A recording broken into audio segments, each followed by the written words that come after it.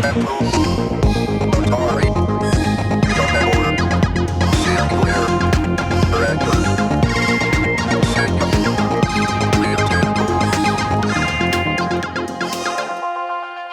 and welcome to another Retronaut video. Well, recently we did our video on the DIC Olga Amiga 2000 accelerator card, but a little bit before that I did have a problem with my Amiga 4000, which you can see here out of its case yet again. It's a bit of a sickly child.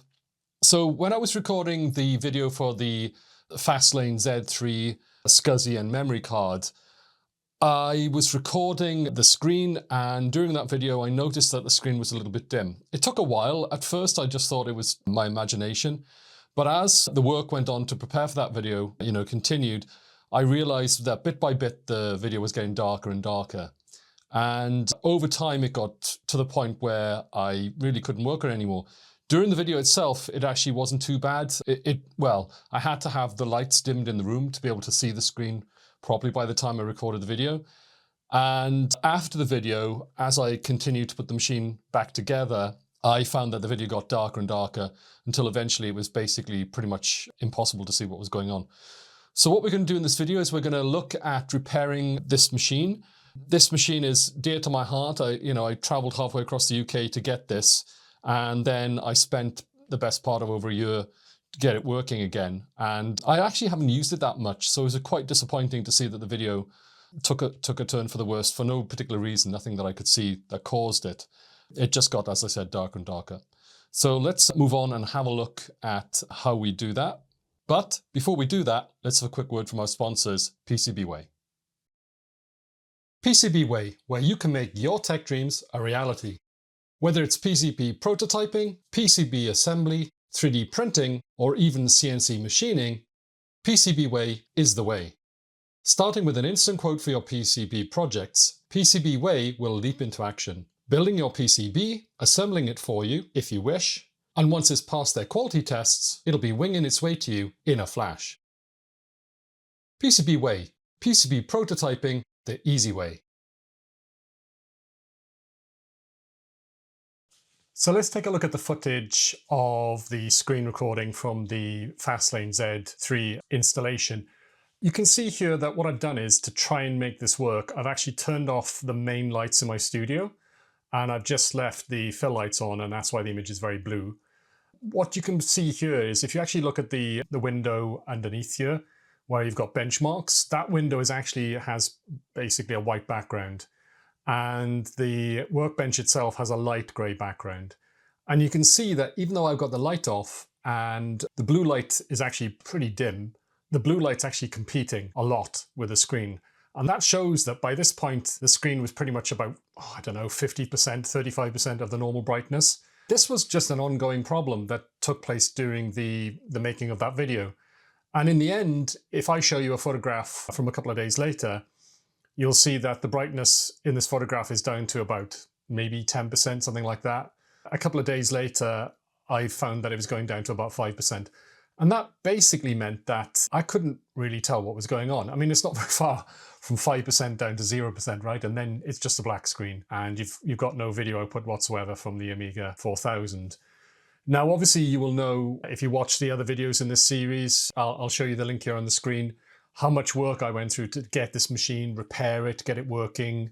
There was there was battery damage on the logic board, so I really didn't want to let this machine end up with no display and language in a cupboard somewhere. So I decided to try and focus on this very quickly, immediately actually, and try and fix this. Then obviously life interjected and I did the review of the DIC Olga Amiga 2000 accelerator. That meant that this had to take a bit of a back seat.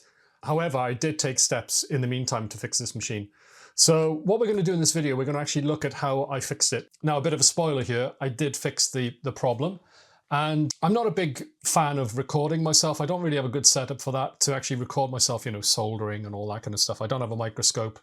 I don't have a good close-up camera or a good workbench situation, to be honest. It's just my dining room table at this point. So what I prefer to do is to work on things, get a solution, and then share with you how I actually achieved that solution. It does have one silver lining to that cloud, which is that if I'm sharing it with you, you know that it's going to work. You're not going to watch a video where I don't actually fix something.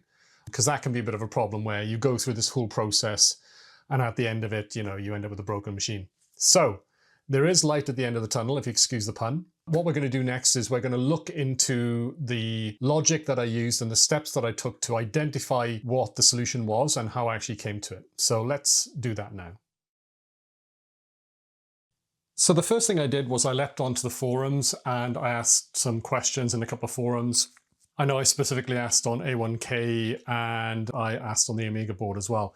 And a common question that kept on cropping up, and it makes a lot of sense, Occam's razor, and they said, is it the monitor? So I took my Amiga 500, got it out of its box, set it up, plugged it into the same monitor that had this super dim output.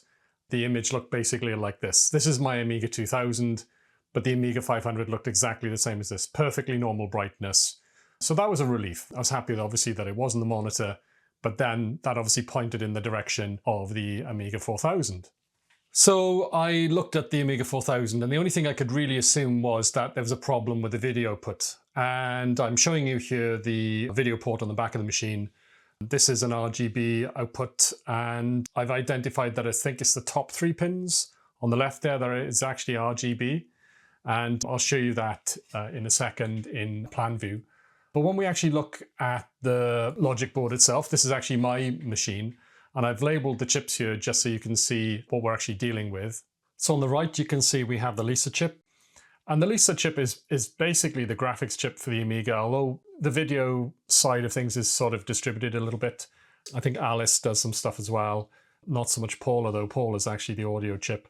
So you can see Lisa there. There are a number of traces that go from those resistors up the board to the video DAC there. The DAC is the digital to audio converter, and that's taking the digital signals from the Lisa and converting that into analog signals that will then go to the back of the machine to actually drive the video display. So we can count out Alice. Alice isn't really the graphics chip, not in the sense that we would think of it. Paula does the sound. So the chips we have to consider really are the Lisa and the video DAC. And as we move further and further up the board, we start to get towards the back of the machine. And there we can actually see the video port in the center at the top there. Obviously, to the left of it, we've got the audio jacks. We haven't got any problem with the audio, so we can forget that as well. So I started again, talking about Occam's razor. What is the most likely problem that we have here? Well, we have the Alice chip outputting digital signals, and then we have the DAC, which is then converting those, as I said, into analog signals. If you think about a fault with the video chip itself, you would expect there to be glitching. You might expect it to be failing on maybe one of the channels. You might end up with a purple looking image because it's missing, let's say, green. You end up with just red and blue left, or you might miss red and then with a sort of cyan looking image. There might be weird glitching. You might end up with pixels appearing in the wrong place on the screen, things like that. And I wasn't seeing that. What I was actually seeing was a dim image. So the image itself, when we actually look at the image, the dim image, it's not wrong, it's just dim. It's not like the colors are wrong. There's no flashing or, weird glitching of pixels. So I decided that it wasn't a digital problem. I don't think there's a digital problem, which means that the Lisa chip is actually most likely to be okay. And my attention turned actually to the video output. I think there's obviously something going wrong with the video output. It could be the video DAC, which is the thing that does the conversion of the digital signals turning into analog. If there's a fault in the DAC, then maybe that's making the image go dark. Or potentially there could be a problem between the DAC and the video port itself. So we'll have a look at that next. So at this point, I need to find out what the DAC was, and I loaded up my favorite tool for the Amiga, which is Amiga PCB Explorer. I'll put a link for this in the description of the video. And I also have an actual video, which I'll link here, where I'll explain how you actually use this tool. It's pretty self-explanatory, but anyway, that video does give you a good run over of exactly how you can use it. So if we look in on the board here where we would actually see the DAC, you can see it's actually U460. And obviously that's just the name that Commodore gave it when they put it on the board. And if you look at the top right of PCB Explorer, do you see there's a search window?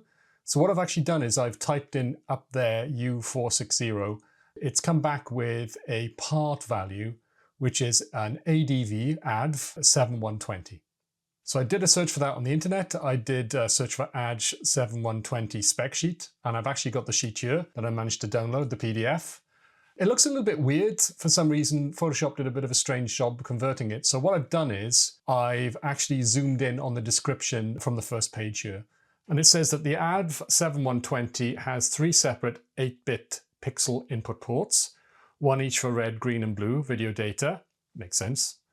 Additional video input controls on the part include a composite sync, blank, and reference white.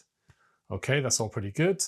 A single 5-volt supply, an external 1.3 volt reference, and I've highlighted that because we'll actually be looking at that later, and a pixel clock input are all required to make this part operational.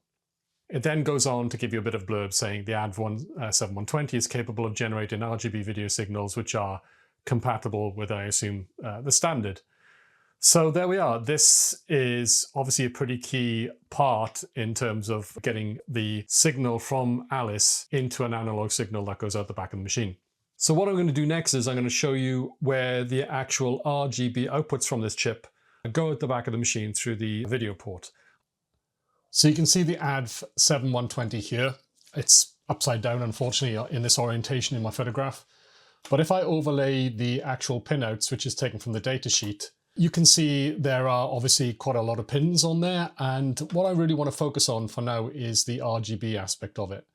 So if you have a look on the top and the right and the bottom edge of the chip, you'll see that there are 3 sets of 8 pins, and these are the digital inputs for the video. Obviously you need 8 pins to make 8 bits, and you need 3 sets of 8 bits to create an RGB image. Now, as I said earlier, I don't think that there's going to be a problem with this aspect coming from the Alice chip because it just isn't presenting in the way that would suggest that there's a digital problem. So I don't think we really need to worry too much about these pins. I'm just showing them to you so you can actually see where the values would come in. What I do want to focus on are these 3 pins here. Now these are the analog out signals. So these are the signals that go eventually out of the back of the machine and would actually provide your video signal going out to your monitor. So what I'm going to show you here are the traces for these. And you can see that if we follow these out, there you are at the top of the screen there, you can see the video port.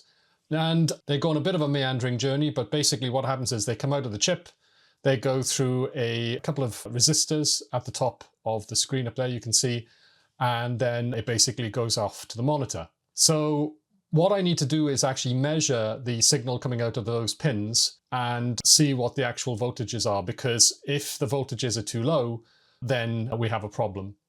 So I actually went ahead and did that, and what I found was that the signals coming out were between say 15 to 37 millivolts.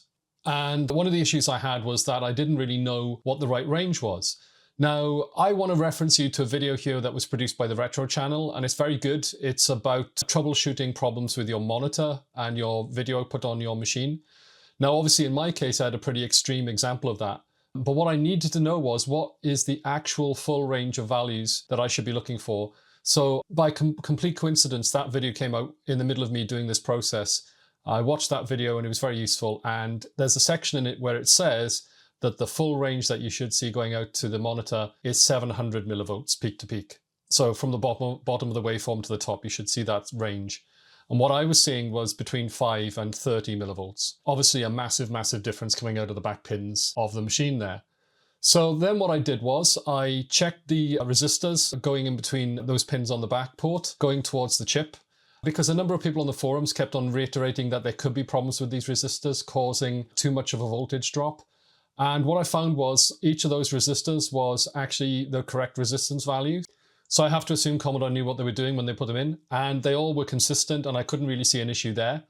And I think the proof of the pudding was that when I went all the way back to the chip, the DAC, and I measured those 3 pins that you can see there, I found that it was basically the same voltage. It was a very low millivoltage value. So when I said it ranged between, say, 5 and 35, what would happen is you would turn on the machine, the screen would basically be black at first or very dark, and that was when I would see 5 millivolts. And don't forget, this is 5 millivolts out of the full 700 millivolt range, so very low. And then as the screen lit up with, for instance, the ROM screen, the kickstart screen, I would see values between, say, 25 and 30. And that was just taking into account the different colors that are used, I think, on the Kickstart screen. So there definitely seemed to be a massive problem with the brightness coming out of the DAC. So at this point, my suspicion really was that the DAC had a fault and that, it just wasn't working correctly. So I discussed this with people on the forum, and I discussed it with a friend of mine who's an electronics hobbyist. And also there was one guy on the forums, I think his name was Costello, and he actually said that he had repaired many Amigas and he had never found a DAC to have failed. So the feeling was on the forum that it wasn't really the DAC. So the next thing to look at, I think, was the actual inputs on the DAC to see if there was something weird going on with the values that were coming into it that actually make it work. So I read through the spec sheet and I discovered that there were 3 pins that have a control over the brightness of the output of this chip. And you can see them here. We have comp, which I assume is compensation, Vref, which is a voltage reference, and FS adjust, which seems to be an adjustment. So, there seem to be 2 values here, which compensation and FS adjust, they both seem to be potentially, able to modify the brightness of the image. So we'd have to have a look at those. And then we have Vref. So let's have a look at each of these in sequence and we'll see exactly what each one does. So compensation, it actually says on the spec sheet that it is the compensation pin. This is a compensation pin for the internal reference amplifier. A 0.1 microfarad, which is a 100 nanofarad ceramic capacitor, must be connected between comp and the power supply. So I'll actually show you here the actual trace from PCB Explorer. You can see the dotted line there, and what that shows is that the solid line shows that the pin is going into a via. It's coming out on the back side of the board, and it looks like it's connecting to the capacitor there. So we'll change view to the back side of the board, and there we can actually see the capacitor. Well, actually it turns out that it's actually 2 capacitors, and they are connected in parallel, I believe. And I looked at PCB Explorer, and the top capacitor that you can see there is a 10 nanofarad, and the bottom one is a 100 nanofarad, so 110 nanofarads, which works out to be, I think it's 0.11 microfarads. So it's actually 10 nanofarads more than the spec sheet says that it needs, but I guess it's a compensation, so potentially it could actually be above the value that they recommend because it's to compensate maybe for a lack of brightness. So what I did was I got out my multimeter and I measured both of these capacitors, and unfortunately, because they're actually in the circuit board, I couldn't actually get a good value. I should point out as well that because these are actually on the bottom of the PCB, unfortunately at this point I had to get the PCB out of the machine, which meant I had to completely take it apart. So I was kind of dreading that because the Amiga 4000 is not an easy machine to take apart. But anyway, I did it. I got the board out and then I measured these, and I just wasn't getting a good value. So there's 2 things. It's either because it's in circuit, and what you find is with capacitors, because they are charging up, they're effectively like sort of little batteries. When you measure them, the voltage coming out of the multimeter actually has to charge them up, and sometimes you can get weird results. And basically it's quite difficult very often to measure a capacitor actually on the logic board, so you have to desolder it to actually measure it. Now, I'll be candid about this. I have been learning electronics as I go along over the last couple of years, and the capacitors that you can see here, they're both 3 millimeters long. They're actually really quite tiny. And at this point, I didn't really want to remove these from the board if there wasn't anything wrong with them. So what I did was I measured the capacitors near them, and I couldn't get values for those either. So I couldn't really tell if these had a fault or not. I just had to assume that they were okay and move on and have a look at other parts of this, because there are, 2 other things which actually could cause the brightness to be wonky. So for now, I decided to leave them in place and move on and have a look at the next thing that controls the DAC.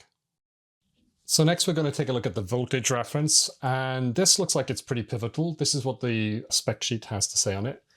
The voltage reference input. An external 1.2 volt voltage reference must be connected to this pin. The use of an external resistor divider network is not recommended. A 0.1 microfarad decoupling ceramic capacitor should be connected between Vref and the power supply. So let's have a look at the trace for this. And you can see we have this strong trace going from the Vref over to that chip on the right. So using PCB Explorer, I looked up that chip and I found it was an LM385. This is what is described as a micro voltage supplier.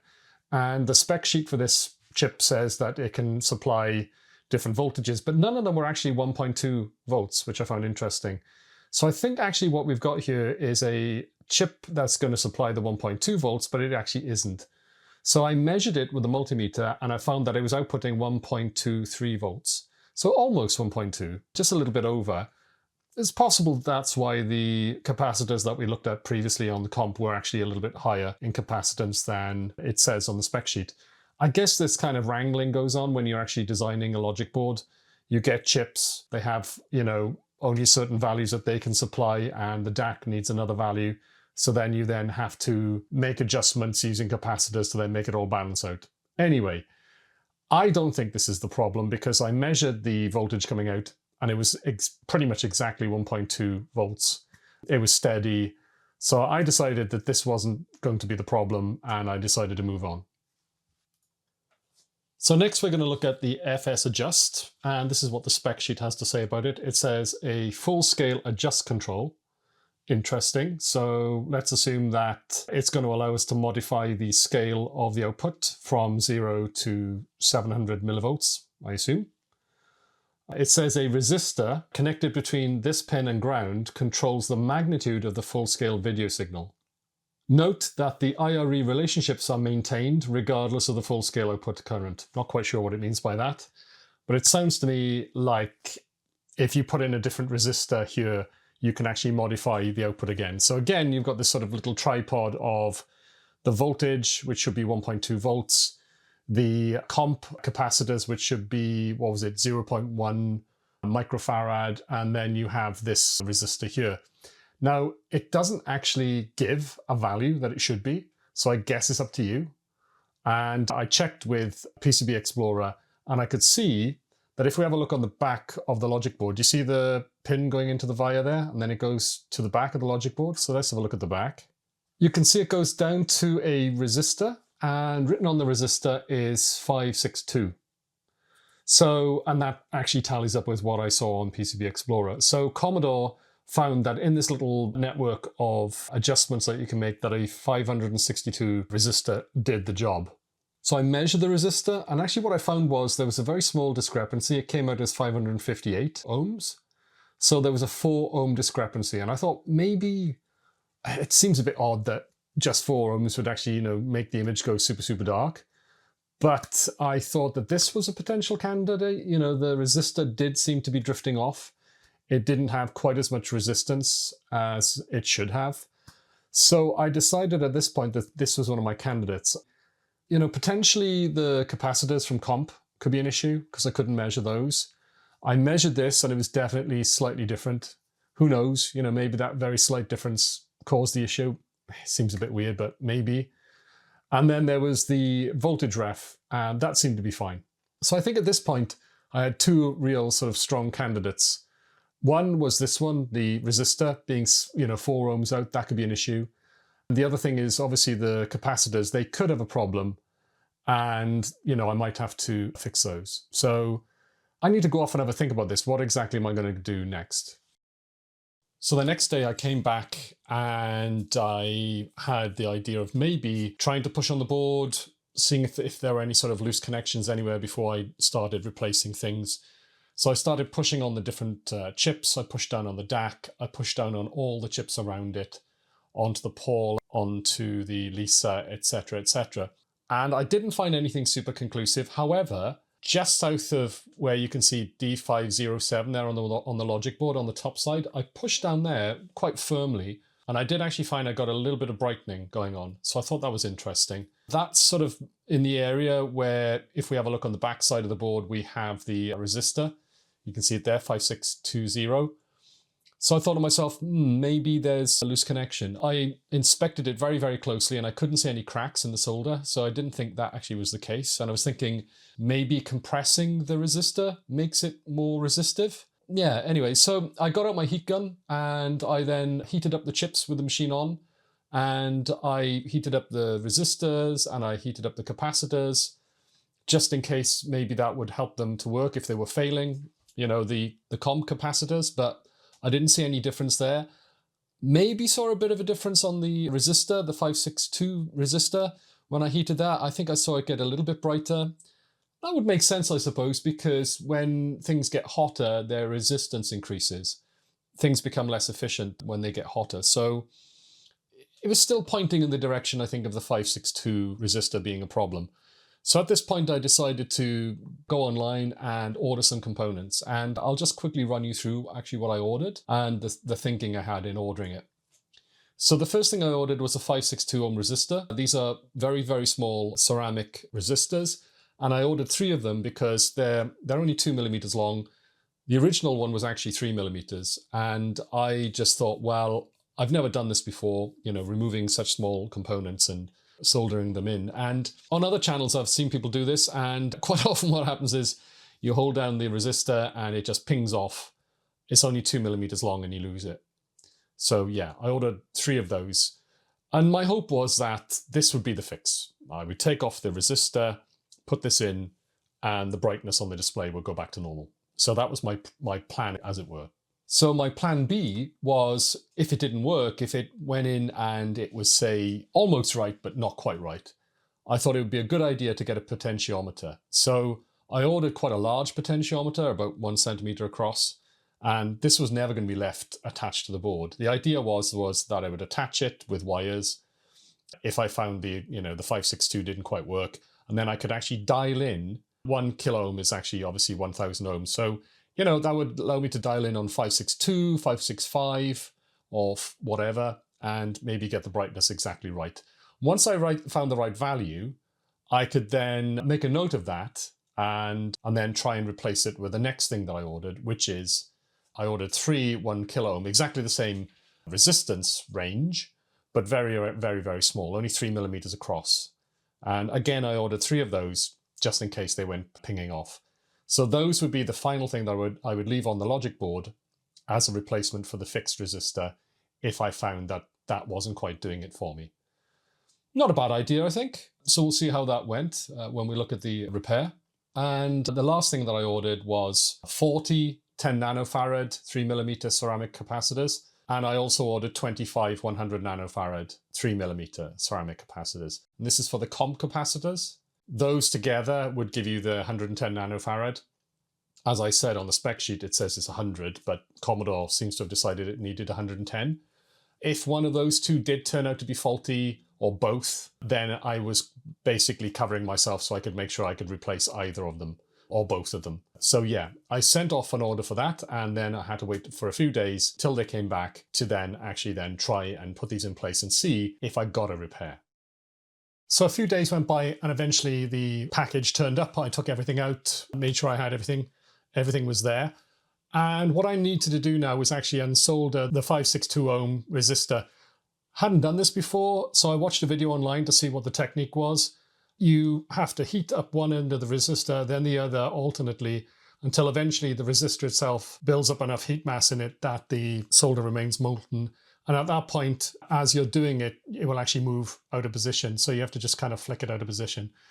So I set about doing that with my soldering iron, and I actually didn't find it was that difficult to do. Once I got it out, I measured the resistance and it was 558, so it was a little bit out. And then I tried to solder in the new one. The new one is 2 millimeters long, not 3 millimeters, so it's even tinier.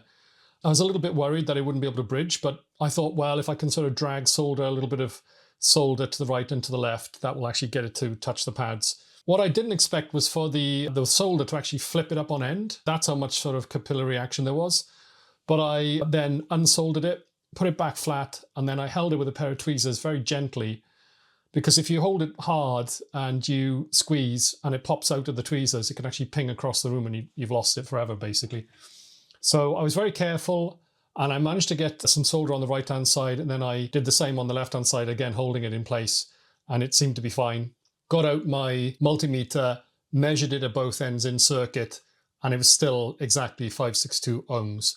So at this point I thought, okay, this is cool. It looks like it's good to go. So I turned on the machine and this is what I saw. Absolutely no difference at all. No difference at all. So what did this mean? Well, the large potentiometer that I bought and the small potentiometers, they weren't going to be needed because there was a change there of 4 ohms and it didn't really make much of a difference. So it wasn't this resistor that was actually the problem. Obviously, it didn't help that the resistor was slightly wrong, slightly different from what it should have been, but it wasn't the reason why the image was dark. So I had to move on. And I knew now that I had to desolder the capacitors, the 100 and the 10 nanofarad capacitors. So these weren't that daunting now because I'd found the technique by removing the resistor. So I did the same thing again, took out the 100 nanofarad and the 10. I didn't bother waiting to measure either. I just thought, I'm going to replace both because, you may as well. And I measured the 10 nanofarad capacitor. It was 10 nanofarads, so that didn't seem to be the problem. And then I measured the 100 nanofarad capacitor and it was about 5. So you get it out of circuit, you measure it, and now you're actually getting a good value. And it was 5 nanofarads, which is completely wrong. So this looks like it's the problem.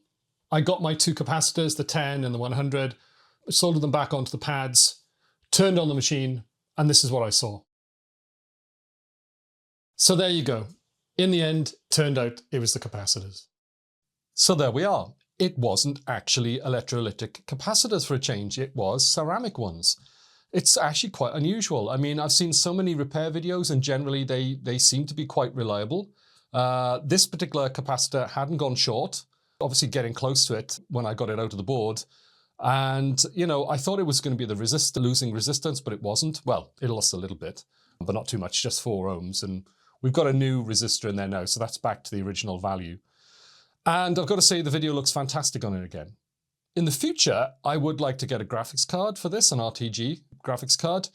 And I'm umming and ahhing between getting an original Picasso or maybe something more modern like a ZZ9000. I did reach out to the producers of the ZZ9000 and unfortunately they don't have any in stock, so I can't do a review of that.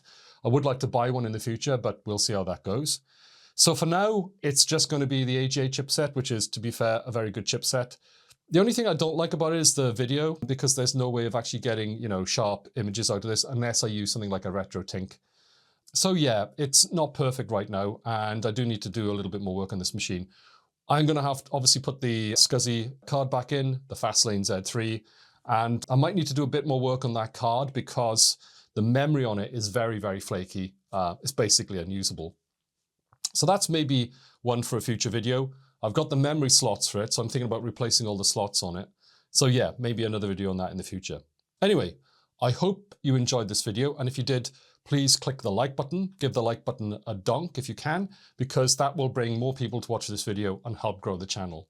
And if you really enjoyed this video and you would like to see more of the same or other videos, I mean, we did a pretty good documentary recently on the Apple II, and I hope to do more videos like that in the future. I think it's nice to have a bit of variety.